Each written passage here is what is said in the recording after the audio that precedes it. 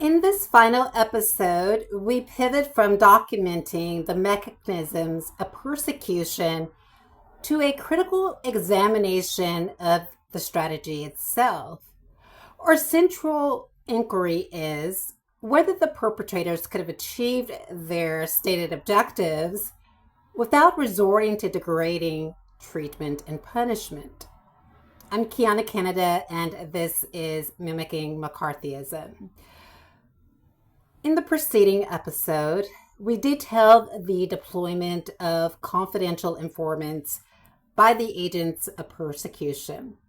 The stated purpose of this operation was to collect compromising material intended to undermine the credibility of my application for international protection. I'd like to pause for a moment and place a fact on shore before we dive deeper. I harbor no hatred for Muslims or Palestinians or any other group. Hatred is just not part of my ethos. The authorities responsible for my persecution calculated that their actions would either cultivate such hatred in me or conversely drive me to over-identify with these groups out of a desperate need to belong.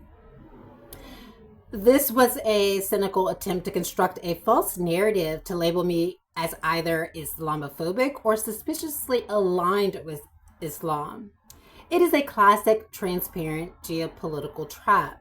Challenge the established U.S. allegiance with Israel and you're brought up on sedition.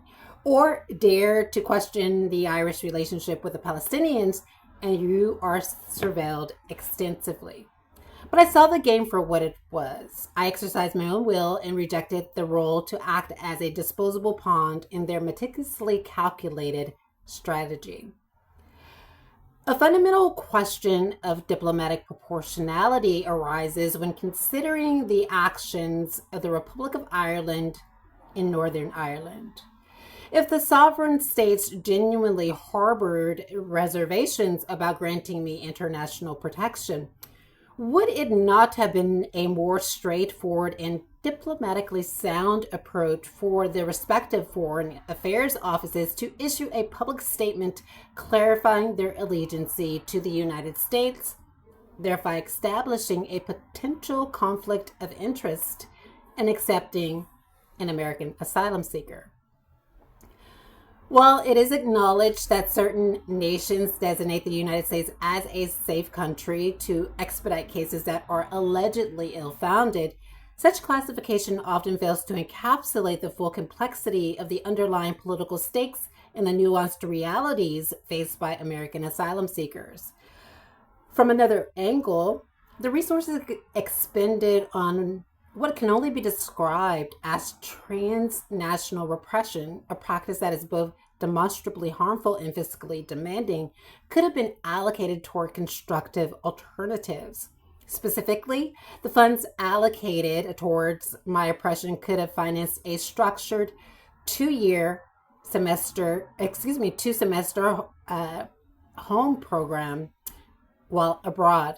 A program like this could offer the American asylum seeker a funded opportunity to experience life in a foreign nation free from state pressures. The proposed home program establishes a protective service framework for U.S. citizens abroad, mirroring the humane standards applied to minors in state custody disputes.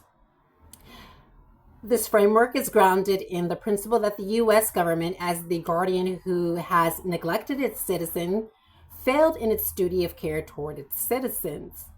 To put it differently, when a U.S. citizen has fled to another foreign power for protection, U.S. officials should adhere to a strict legal, ethical, and humane policy if it seeks engagement with a citizen and their citizens' repatriation. This obligation should preclude the use of coercive tactics, particularly those involving the manipulation of family members or unrelated third parties, to compel a return. Furthermore, if the citizen expresses a desire not to return to the U.S., the home program must guarantee their right to access standard asylum proceedings without prejudice.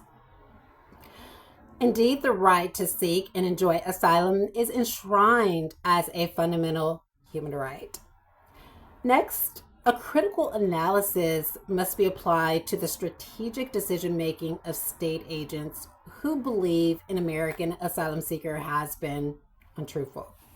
Here, the core ethical and legal query is whether the pursuit of evidentiary clarity could have been achieved through procedures that uphold the applicant's dignity, such as the home program. The implementation of this approach could mandate safeguards that preclude the disclosure of protected, sensitive data that state agents effectively mitigate the risk of systemic abuse and re-traumatization.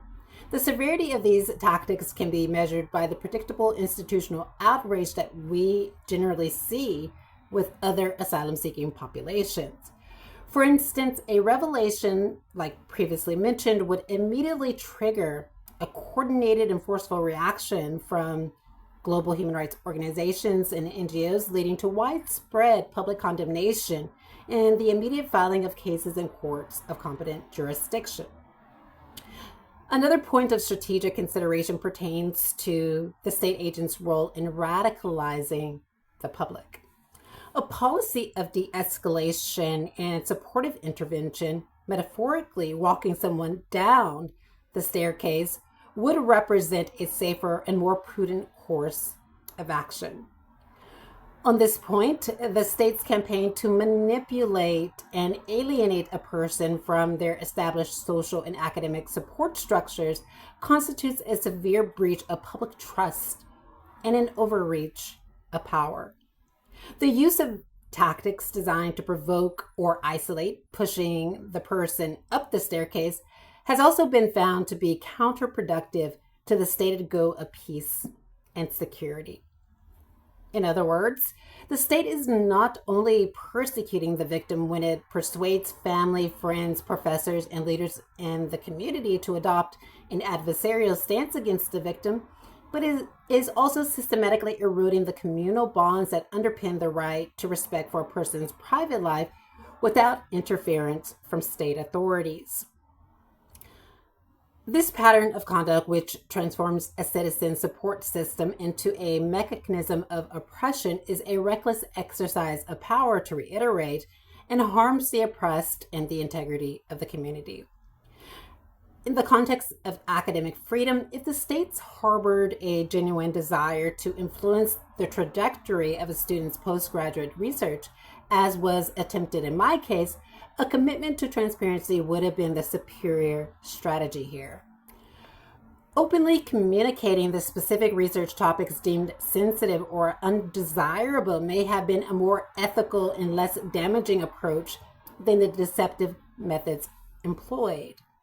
Further, when a student is subjected to bullying manifested through character assassination and social isolation, specifically because they are engaged in research concerning human rights violations, the right to engage in this academic process has been undermined.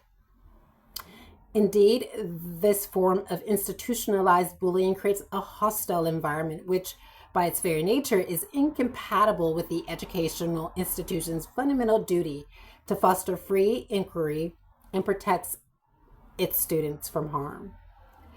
Finally, a critical examination of the narrative employed by the perpetrator reveals a pattern of rhetorical framing where the experience of persecution is dismissed as a symptom of an internal pre-existing condition within the victim. This rhetorical strategy bears a striking resemblance to the historical use of these pseudoscientific concepts that pathologize dissent and evade accountability. Specifically, this approach echoes the drapetomania and the protest psychosis concepts. Drapetomania was a spurious diagnosis coined in 1851 by American physician Samuel A. Cartwright to explain why enslaved Africans escaped bondage. Drapetomania pathologized the inherent human desire for freedom as a mental illness, thereby providing a pseudoscientific justification for the institution of slavery and the violent suppression of escaped attempts. Similarly, Similarly, the concept of protest psychosis emerged in the 1960s, linking the civil rights movement and the Black Power movement to the mental disorder schizophrenia, despite both movements being nonviolent. The framer wrongfully argued that the political demands for equality and justice were not rational responses to systemic oppression, but rather manifestations of underlying psychological pathology. By attempting to relabel the victim's reaction to state oppression as a psychological defect, the agents are in effect resurrecting this discredited pseudoscience methodology that avoids substantive actions to address oppression. I hope we all learned something through this process and that the states consider shelving the McCarthyist playbook and find humane solutions other than transnational repression that does not infringe Article 3 of the European Convention on Human Rights. Thanks for watching Mimicking McCarthyism, and check back during the new year to see my new series. Bye-bye.